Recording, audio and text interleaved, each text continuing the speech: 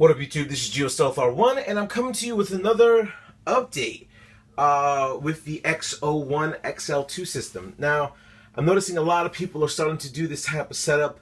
Man, off the top of my head, I can't even go through the amount of names that are ending up going with this type of setup. But I'm pretty happy that everybody's been coming across and forwarding themselves and getting their XO-1 to be more than what it is. So let's just go upon and talk about the XO-1.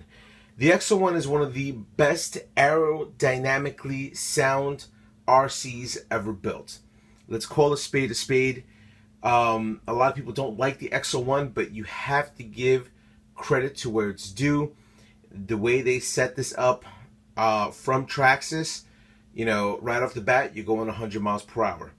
That being said, there have been a few other companies out there that have initially come across and said, hey, you know what, we can make this XO-1 bigger and, well, stronger and faster. So I want to talk about one of the companies out there that I have a personal vested interest with, High Gear RC. Now, they come across and sell a lot of fabricated setups for you.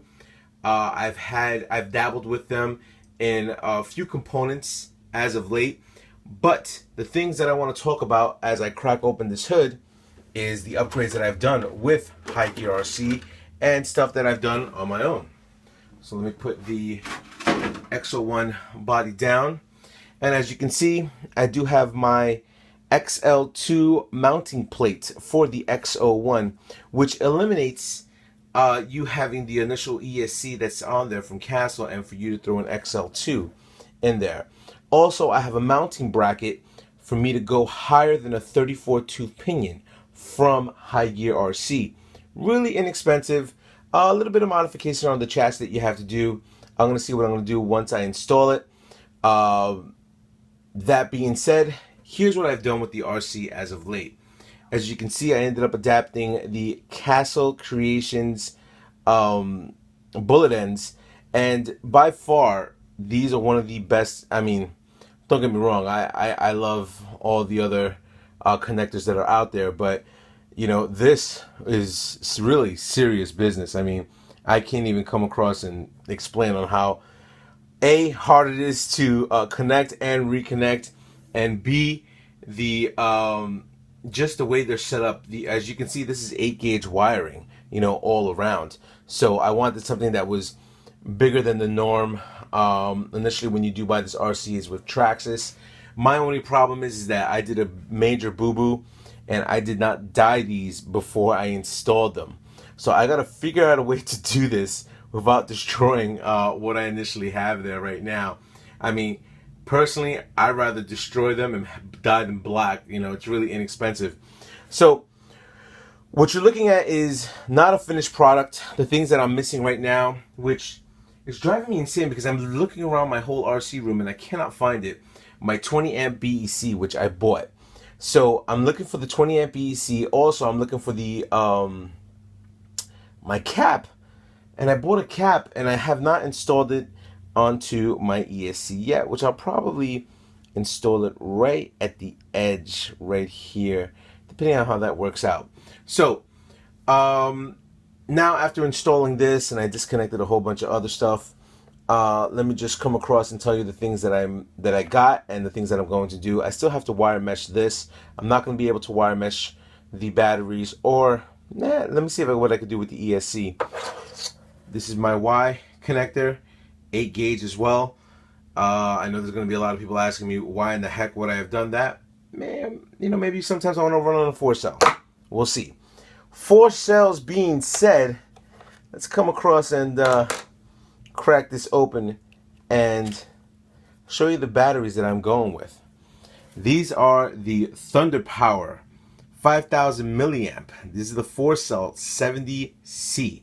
Now, this thing is heavy. I mean, I'm talking about there's weight to this beast. And I wanted something that had power, but that was known throughout the RC world for giving a good C rating. And this is supposedly 70C batteries, and I'm hoping to get what I need out of this RC you know, to have it go beyond the 100-mile-per-hour marker that initially tells you it can do. Now, it snips. It in actuality fits in here very snug. I do have to put some type of foam underneath, or maybe above, depending on how it works out, for me to connect the batteries to fit in place. I'll just pick this up for you and just to show you how they look on the RC. Came out pretty nice. Now, as you can see, there's this ugly blue thing over there, and we'll talk about that in a second. So, that being said, the follow-up updates that I'm going to do with this RC. Still going to acquire the motor, but I'm going to use that motor.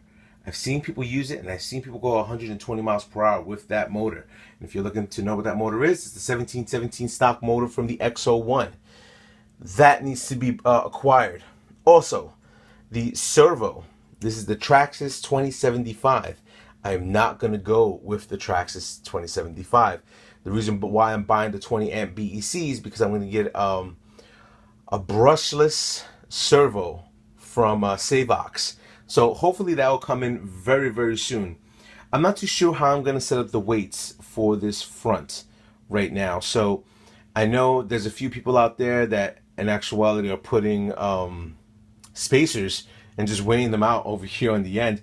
I thought that was a pretty cool idea because it doesn't really mess with your RC as much as you sticking stuff on, A, and B, you could do a lot of cool things with that. I mean, you could paint them black, you could throw, you know, like a little carbon fiber on them, wrap them up, make them look nice. I mean, there's a lot of cool things, but definitely well set up to what I need to be done.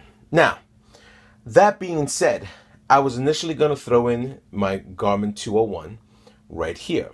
But on follow-up updates, you are going to see me installing the brand new Traxxas telemetry systems. Now, just before you guys start yelling and saying, hey, telemetry is bull, blah, blah, blah, blah, and all this other stuff. 2 years ago, Traxxas released, well, not a release, but announced the GPS adaptive piece for the Traxxas controller. Now, this year they came out with the Bluetooth Traxxas controller that has longer distance, kind of like if you utilize the Skyfly.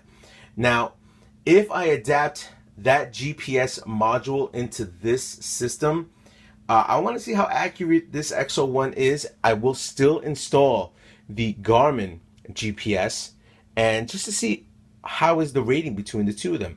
I'm hoping that Traxxas did a cool job and was able to get the correct miles per hour for this RC.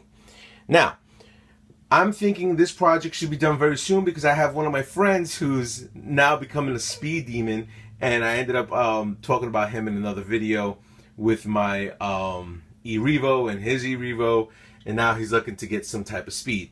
He's already taken his Slash to 104 miles per hour.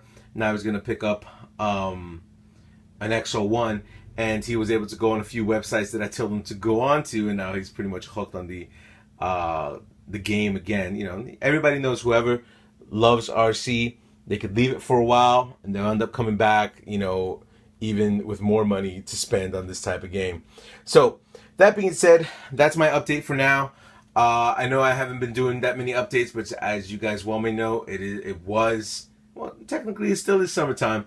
And, you know, a lot of things were done, and now I'm trying to slowly but surely get back into the RC game, and hopefully on its maiden voyage, I'm going to have 2 YouTubers out there that, you know, that I'm really cool with, checking out my speed runs, and they also have XO-1s too, so it would be kind of cool having 3 XO-1s on a runway. So you guys know who you are. You got Joe out there, and you got Chris from the Everyday RC. He'll be coming out there. We're going to be doing videos, and we're going to be doing a little bit something different. He in actuality is taking me to a track. So we'll see either this weekend or next week, and we're going to be going to the track and checking things out. Anyway, rate, comment, subscribe, and to all my fellas up on YouTube, YouTubers, later.